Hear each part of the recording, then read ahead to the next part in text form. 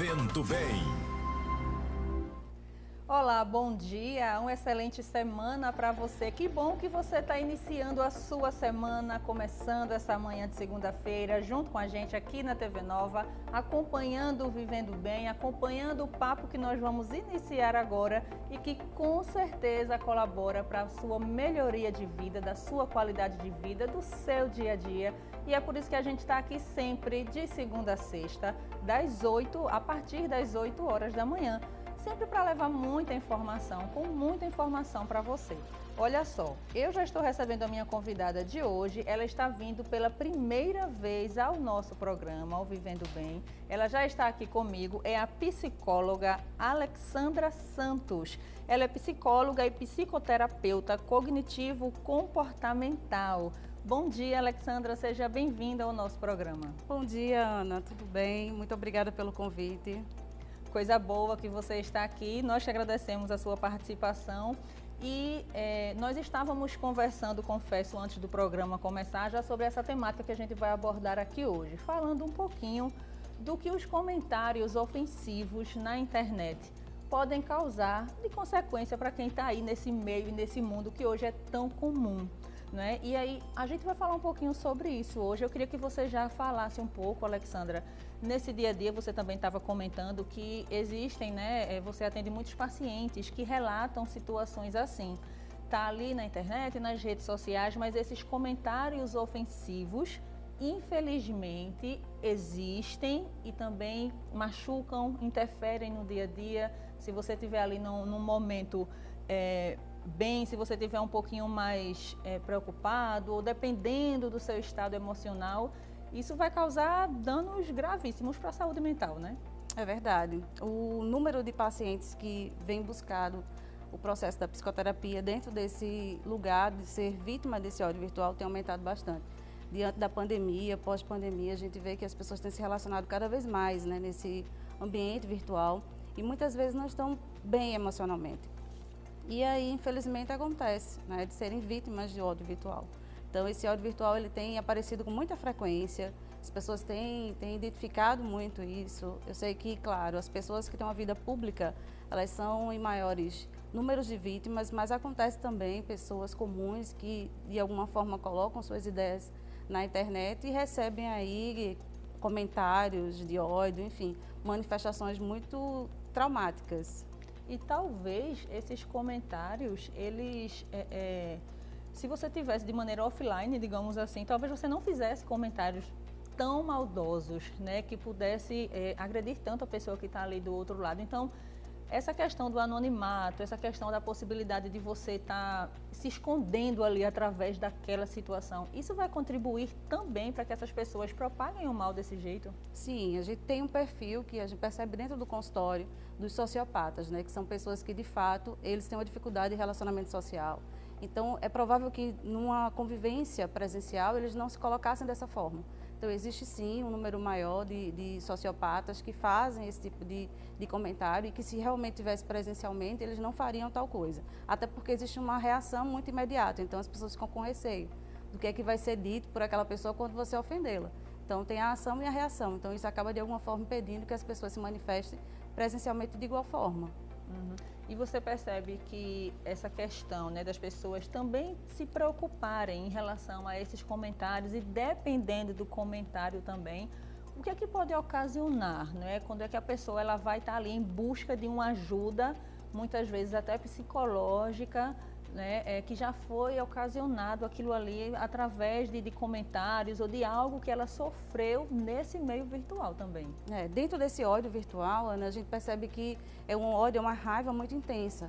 Então, as pessoas que chegam no consultório relatando ser vítima dessa situação, colocam assim um receio muito grande, porque elas nem conhecem essas pessoas. Elas muitas vezes têm vida pública ou não, mas elas colocaram talvez uma opinião, algo muito particular, uma foto, uma situação, e tiveram uma enxurrada de críticas e manifestações de ódio, de violência, e aí acaba colocando essa pessoa no lugar de muita vulnerabilidade emocional.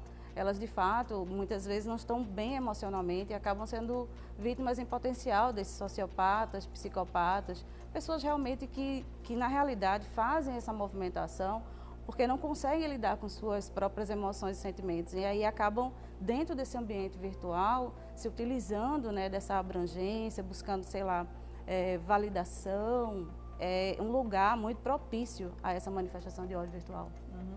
E a questão de racismo, xenofobia, homofobia, são ainda as principais formas desses comentários, né? São os principais temas desses comentários também nesse meio? Infelizmente sim, né? Existem muitas pessoas que vão por esse caminho e aí as pessoas acabam muitas vezes por serem vítimas, por não estarem na realidade lidando bem com esses questionamentos também, sabe? Então eles ficam muito vulneráveis e essas são as principais queixas mesmo da procura para a questão psicológica, da denúncia junto às delegacias pelo crime cibernético. Então, isso realmente é um dos principais assuntos, né, que cerca essas pessoas que buscam essa ajuda psicológica. Sim, porque tem essa questão do crime também, né? Sim, que você claro. pode denunciar, dependendo do que você está, dos ataques que você está sofrendo ali. Deve. Na realidade, essa questão do bullying, né? A gente vê que tem as crianças hoje muito mais inseridas na rede social, a gente tem os adolescentes que estão em processo de amadurecimento emocional, as crianças ainda estão formando suas emoções, os adolescentes ainda terminando essa formação das emoções, iniciando ainda a formação da personalidade. Então, são possíveis vítimas, são muito mais vulneráveis que os adultos dentro desse meio.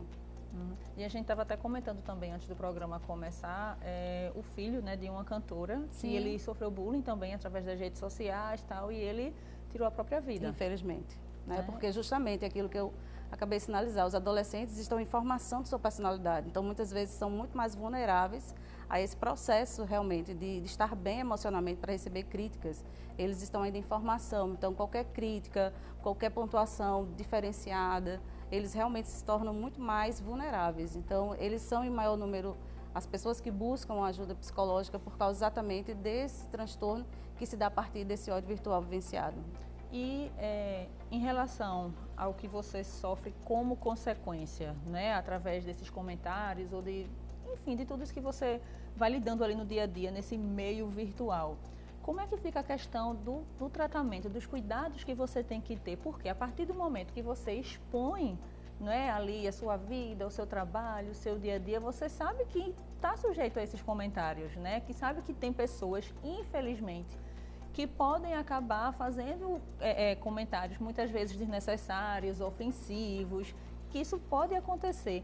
Então, do outro lado, você como psicóloga, como é que atua? É com terapia mesmo? É um cuidado que você vai ter que ter e entender esse processo que também, infelizmente, em algumas situações, vai ter que ser aceitável mesmo, dependendo se não for crime, né?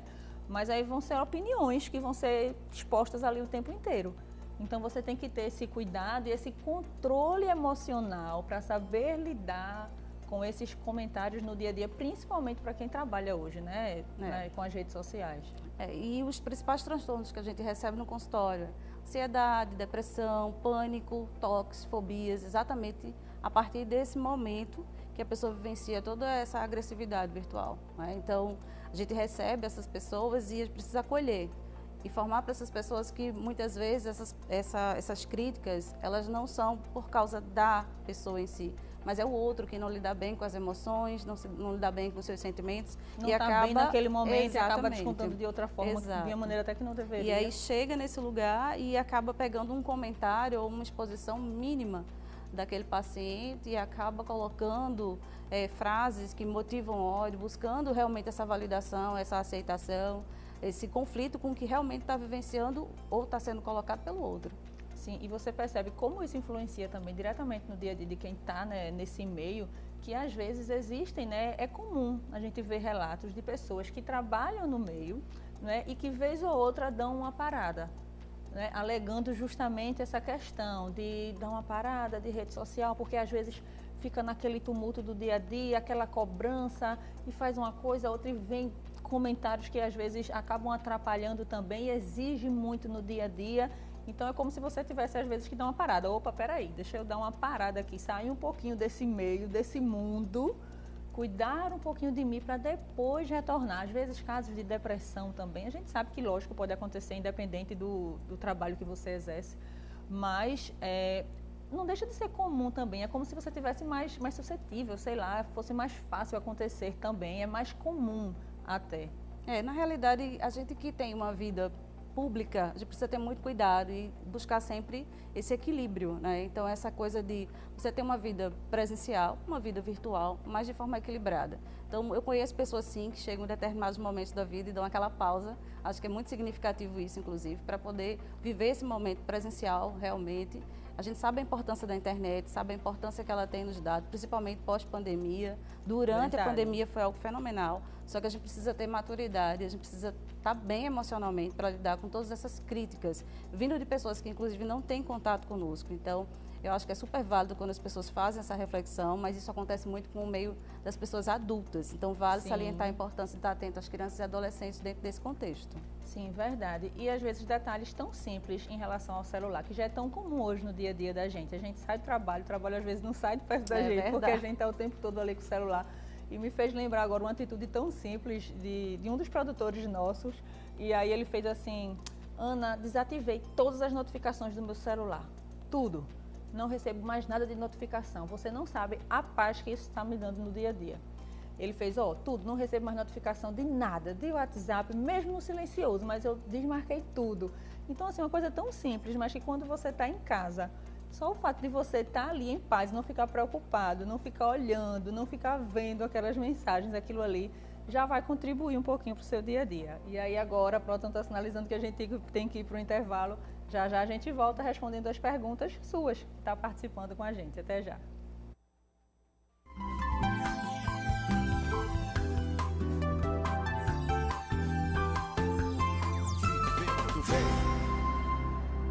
Oi, estamos de volta nesta manhã de segunda-feira. Obrigada sempre por sua companhia. Que bom que você está começando essa semana junto com a gente. Mais uma vez desejo que você tenha uma semana muito abençoada, que consiga aí realizar tudo que está no seu planejamento, todos os seus objetivos, e que bom que você está acompanhando o nosso bate-papo. Hoje a gente está entrando um pouquinho nesse meio virtual, conversando com a Alexandra, que é psicóloga, e a gente está debatendo um pouquinho essa questão das redes sociais, de quando começa a ser prejudicial, quando você começa a se preocupar demais, né, em relação aos comentários, quando isso pode ser crime, você pode buscar ali os direitos que você tem em relação a isso que está sendo realizado nesse meio. E aí, Alexandra, em relação ao dia a dia, eu estava até comentando, simples hábitos, né, podem ajudar em relação a esse dia a dia e a esse controle emocional que você tem que ter em relação ao seu aparelho celular, em relação a essa quantidade de tempo que você disponibiliza para estar ali nas redes sociais, para estar prestando atenção nos comentários, para estar trabalhando mesmo que seja, mas eu acho que o importante é você dosar um pouquinho tudo isso também, né? E não ficar tão preso e tão dependente dessas redes sociais. É verdade, Ana. O dia tem 24 horas, sempre digo isso para os meus pacientes. É importante você saber administrar isso. A gente vê que as crianças, os adolescentes, eles ficam muito soltos, é importante os pais estarem atentos a esse tempo que eles vão utilizar as redes sociais. No caso da gente, enquanto adulto, a gente precisa tomar um cuidado ainda maior. Muitas vezes a gente trabalha nas redes sociais. A gente também tem uma vida pública e a gente precisa também administrar isso.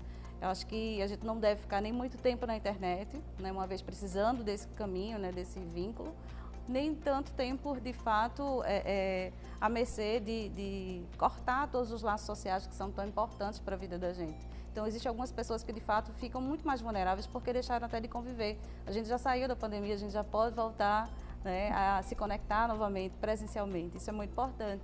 E aí isso vai acabar, de alguma forma, diminuindo, né, essa descarga emocional voltada simplesmente ao viés da internet. Verdade. Já tem algumas perguntas que estão chegando. Vamos lá responder algumas, Alexandra. Vamos lá, primeira pergunta. Como nos proteger emocionalmente de um provável ataque de ódio na internet? Maria do Carmo, do Cordeiro. Obrigada, Maria, pela participação. Então, como é que a gente consegue se proteger, Ana? Eu sempre digo para meus pacientes que é importante você colocar nas suas redes sociais as pessoas, né? A gente tem como autorizar as pessoas que podem ter acesso aos comentários, por exemplo. A gente pode bloquear os comentários ali se a gente efetivamente não tem um preparo para receber qualquer que seja o comentário. Mas se a gente já tem no círculo ali dos nossos seguidores, as pessoas que a gente conhece, esse lugar de vulnerabilidade vai ficar bem diminuído. Então, às vezes, a gente enxerga, eu recebo pacientes, né, que são adolescentes e que têm uma rede social totalmente aberta. Então, tem pessoas ali que eles nunca nem sequer viram na vida. eles não têm nenhum vínculo. E aí são justamente essas pessoas que podem se tornar as pessoas que vão estar dentro desse caminho, desse ódio virtual, e pode afetar emocionalmente esse usuário. E aí fica a dica até para os pais também, né? Tá sempre de olho em relação a isso. Um detalhe tão simples em relação à configuração ali dessas redes sociais, mas que pode fazer a diferença, que pode estar proibindo esse contato ali, né? Pode estar dificultando um pouco o contato dessas pessoas que, infelizmente, vão ali para aquele meio para disseminar o ódio mesmo.